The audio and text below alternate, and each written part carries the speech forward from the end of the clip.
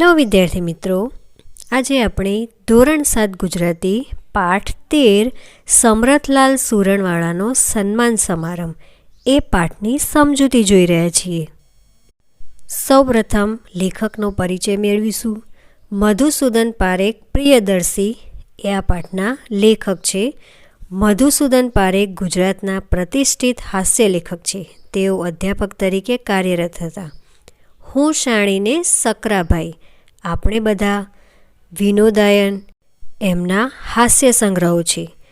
તેમણે શેક્સપિયરના નાટકોનું લોકભોગ્ય વાર્તા રૂપાંતર પણ કર્યું છે. શામળ ભટ્ટની વાર્તાઓ, વૈતાલ પચીસી, અડવાના પરાક્રમો વગેરે એમના કિશોર સાહિત્યના પુસ્તકો છે. તેમણે વર્ષ 2003માં રણજીતરામ સુવર્ણચંદ્રક એનાયત થયો હતો. આ એક હાસ્ય કથા છે. તેમાં લેખકે વિવિધ શાકભાજીના ઉલ્લેખ દ્વારા સહજ રીતે હાસ્ય નિષ્પન્ન કર્યું છે. પ્રસંગ સમરથલાલ સુરણવાળાના સન્માન સમારંભનો છે, જેમાં લેખક ચતુરાઈપૂર્વક લગભગ બધા જ શાકભાજીના નામ વણી લે છે. વળી જે તે શાકભાજીના વેચનારના નામ સાથે શાકભાજીના નામનો પ્રાસ બખૂબી રચ્યો હોવાથી વાંચનારને આનંદ આપે છે. તો આ પાઠમાં સમરથલાલ સુરણવાળાનો સન્માન સમારંભ રાખવામાં આવ્યો છે અને એ સમારંભમાં કેવું આયોજન કરવામાં આવ્યું છે તેના વિશેની એક વાત છે. શાક માર્કેટના પ્રમુખ સમરથલાલ સુરણવાળાને ગાજરની સ્પર્ધામાં સરકારી ઇનામ મળ્યું હતું. તો અહીં સમરથલાલ સુરણવાળાને ગાજરની જે સ્પર્ધા હતી તેમાં ઇનામ મળ્યું છે. તેમણે 3.5 હાથનું ગાજર ઉગાડીને અગાઉના બધા વિક્રમો તોડી નાખ્યા હતા. તો તેમને શાનું ઇનામ મળ્યું? તો તેમણે 3.5 હાથનું ગાજર ઉગાડી બતાવ્યું અને તેથી જ તેમને સરકારી ઇનામ મળ્યું. શાક માર્કેટના વેપારીઓએ સમરથલાલ સુરણવાળાનું ભવ્ય સન્માન કરવાનું નક્કી કર્યું. 500 રૂપિયા ભાડું ભરીને તેમણે ભવ્ય હોલ રાખ્યો. તો અહીંયા હોલ એટલે કે મોટો ખંડ. સ્ટેજ ઉપર અને દરવાજે ભાજી ને કોથમીરના તોરણો બાંધવામાં આવ્યા. પ્રમુખ તરીકે બટાકાના વેપારી બાબુલાલ બિરાજ્યા. તેમણે શાક માર્કેટના મંત્રી ફુલાભાઈ ફણસીવાળાને શેઠ સુરણવાળાનો પરિચય આપવા વિનંતી કરી. તો અહીં તમે જોઈ શકો છો કે લેખકે શાકભાજી વેચનાર અને શાકભાજીના નામનો સરસ પ્રાસ બેસાડ્યો છે. જેમ કે બટાકાના વેપારી બાબુલાલ, બટાકા બાબુલાલ. એવી જ રીતે ફુલાભાઈ ફણસીવાળા, તો ત્યાં પણ તમે સરસ મજાનો પ્રાસ જોઈ શકો છો. તો આવો જ પ્રાસ દરેક જગ્યાએ તમને જોવા મળશે. ફણસીવાળાએ સમરથલાલ સુરણવાળાનો પરિચય આપતા કહ્યું, સમરથલાલ શેઠને હું 10 વર્ષથી ઓળખું છું. એમના દાદા સુરણવાળા ભલે હોય, એમણે ગાજરમાં ઇનામ મેળવ્યું છે. હજુ તો એમની ઉંમર 60 વર્ષની છે, છતાં એ સરકારી ઇનામ જીતી લાવ્યા છે.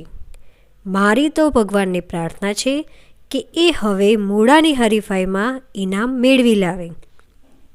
ભગવાન એમના 100 વર્ષ પૂરા કરે એવી પ્રાર્થના. તાળીઓના ગડગડાટથી હોલ ગાજી રહ્યો. પ્રમુખશ્રીની વિનંતીથી લસણવાળા લલ્લુભાઈ એમને અભિનંદન આપવા ઊભા થયા. તો અહીંયા પણ પ્રાસ જોઈ શકો છો, લસણવાળા લલ્લુભાઈ. ભાઈઓ, સમરથલાલ સુરણવાળા તો આપણા શાક માર્કેટની શોભા છે.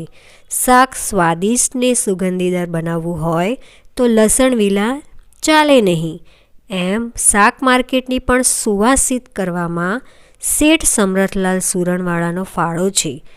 તો અહીં લસણવાળા લલ્લુભાઈ કહે છે કે જેમ શાકને સ્વાદિષ્ટ અને સુગંધીદાર બનાવવું હોય તો લસણની જરૂર પડે, તેમ આપણા શાક માર્કેટને સુવાસિત કરવા માટે સમરથલાલ સુરણવાળાનો મુખ્ય ફાળો રહેલો છે તેવું કહે છે.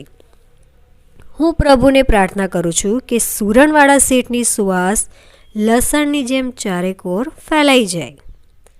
એ પછી બટાકાનો હોલસેલ વેપારી બકુલાલ ઊભો થયો. તેણે કહ્યું, મારો ને સુરણવાળા શેઠનો સંબંધ અદ્ભુત છે. સુરણવાળાને હું બટાકાવાળો, અમે બંને ફરાળી. શેઠનો સ્વભાવ મને તો બટાકા જેવો લાગ્યો છે. મોટા વેપારીની મોટા વેપારીથી માંડીને નાના રેકડીવાળા સાથે, પોલીસ જમાદારથી માંડીને ફોજદાર સાથે, અરે પ્રધાનથી માંડીને પટાવાળા સાથે એ તરત મિક્સ થઈ જાય છે.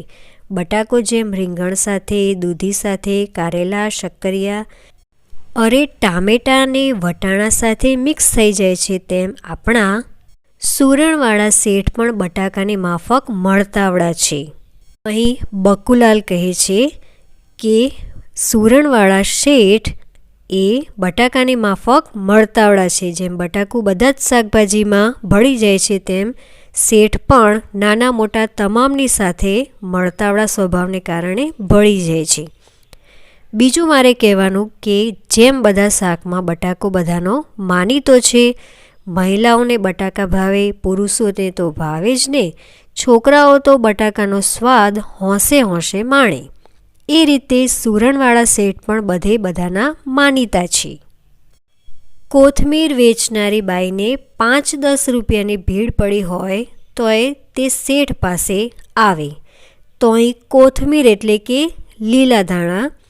જો કોથમીર વેચનાર બાઈને ક્યારેક પૈસાની જરૂર પડે તો તે પણ શેઠ પાસે આવે છે.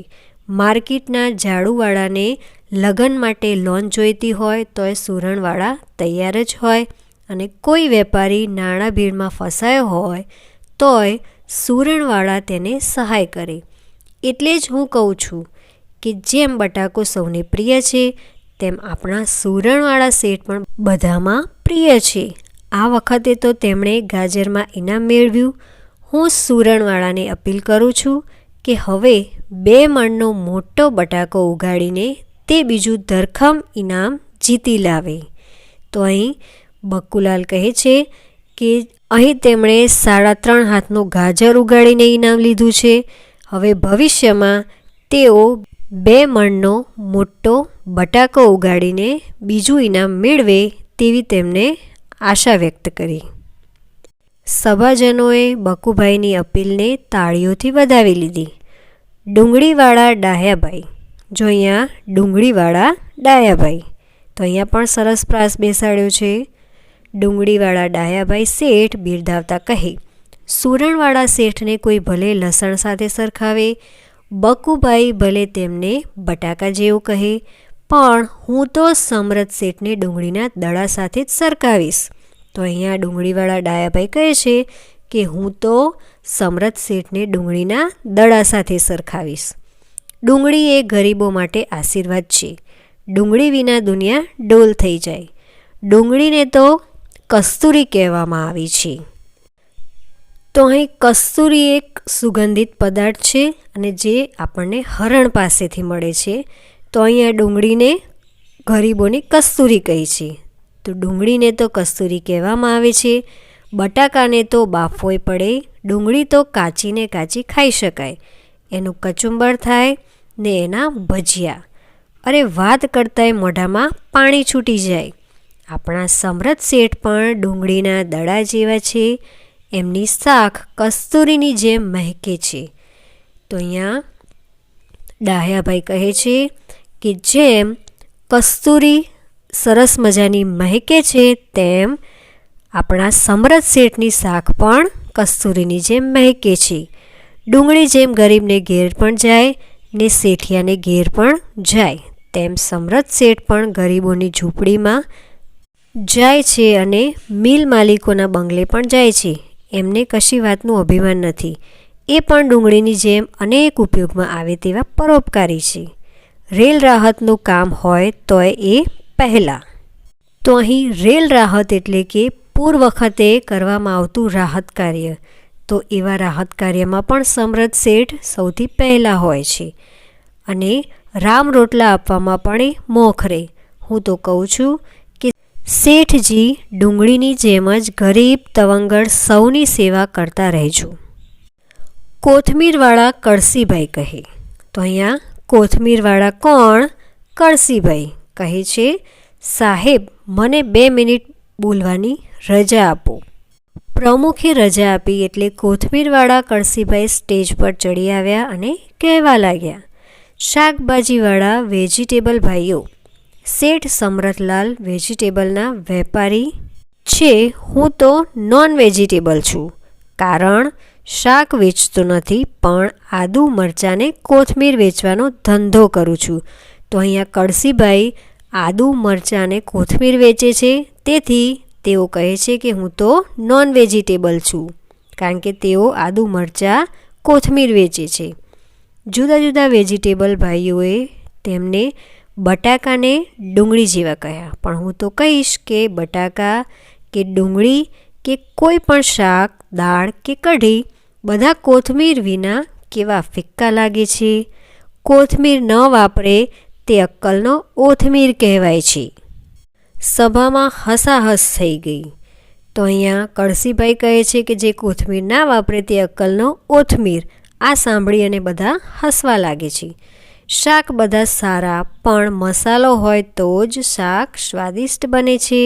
હું તો સુરણલાલ શેઠને કોથમીર જેવા જ કહું છું.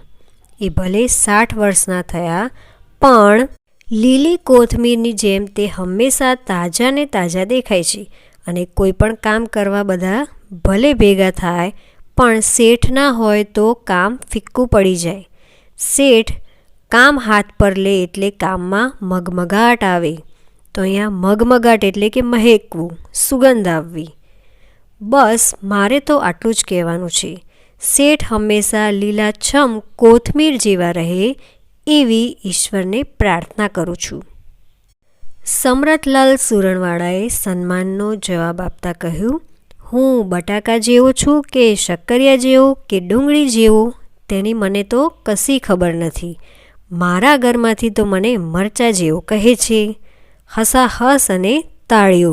તો અહીંયા સમરથલાલ પોતાની જાતને કહે છે કે હું બટાકા જેવો કે શક્કરિયા જેવો કે ડુંગળી જેવો છું એની તો મને ખબર નથી, પણ મારા ઘરવાળા મને મરચાં જેવું કહે છે. તો આ સાંભળીને બધા હસે છે. હું તો સીધો સાદો શાકનો વેપારી છું. સુરણવાળા મારા દાદા હતા. હું પોતે ગાજરવાળું છું. મારા જમાઈ જમરૂખના વેપારી છે. શાળાને શક્કરિયાનો વેપાર છે. અમારા આખા કુટુંબને તમે વેજીટેબલ ફેમિલી કહી શકો. આપણે બધા જ શાકના વેપારીઓ એકસાથે ભળીને પંચકૂટિયા શાક જેવા સ્વાદિષ્ટ થયા છીએ. તો અહીં પંચકૂટિયું શાક એટલે કે જુદી જુદી જાતના શાક ભેગા કરી બનાવવામાં આવતું એક ખાસ પ્રકારનું શાક, જેને પંચકૂટિયું શાક કહે છે. આપણા પરસ્પરના સહકારથી જ શાકભાજી ઊંચા આવશે એવી મને આશા છે. મેં ગાજરમાં ઇનામ મેળવીને કંઈ ભેંડો માર્યો નથી. અહીં ભેંડો મારવો એટલે કે ધાડ મારવી, એટલે કે અહીં કહેવાનો મતલબ છે કે મેં કંઈ બહુ મોટું કામ નથી કર્યું એવું સમરથલાલ શેઠ કહેવા માગે છે. પણ હવે 1.25 મણનું શક્કરિયું ઉગાડવાનો પ્રયત્ન છે. પ્રભુની ઈચ્છા તમારા બધાનો ખૂબ આભારી છું. અને આ પાઠ શ્રેષ્ઠ હાસ્ય રચનાઓમાંથી લેવામાં આવ્યું છે. અહીં કેટલાક શબ્દાર્થ આપ્યા છે. 100 વર્ષ પૂરા કરવા એટલે કે લાંબુ આયુષ્ય ભોગવવું. પરિચય, ઓળખાણ. હોલ મોટો ખંડ. હોલસેલ જથ્થાબંધ વેચાણ. મગમગાટ મહેકવું. મિક્સ મળી જવું તે. વેજીટેબલ શાકભાજી. પંચકૂટિયું શાક એટલે કે જુદી જુદી જાતના શાક ભેગા કરી બનાવેલું શાક. ભેંડો મારવો, અહીં ધાડ મારવી. પ્રમુખ, સભાપતિ, અધ્યક્ષ અથવા મુખ્ય વ્યક્તિ. રેલ રાહત, પૂર વખતે કરવામાં આવતું રાહત કાર્ય. સભાજન, સભામાં બેઠેલા લોકો. તો અહીં આપણે પાઠની સમજૂતી પૂર્ણ કરી. આ વિડીયો તમને કેવો લાગ્યો અમને જરૂરથી જણાવજો અને અમારી ચેનલને સબસ્ક્રાઈબ કરજો. ધન્યવાદ.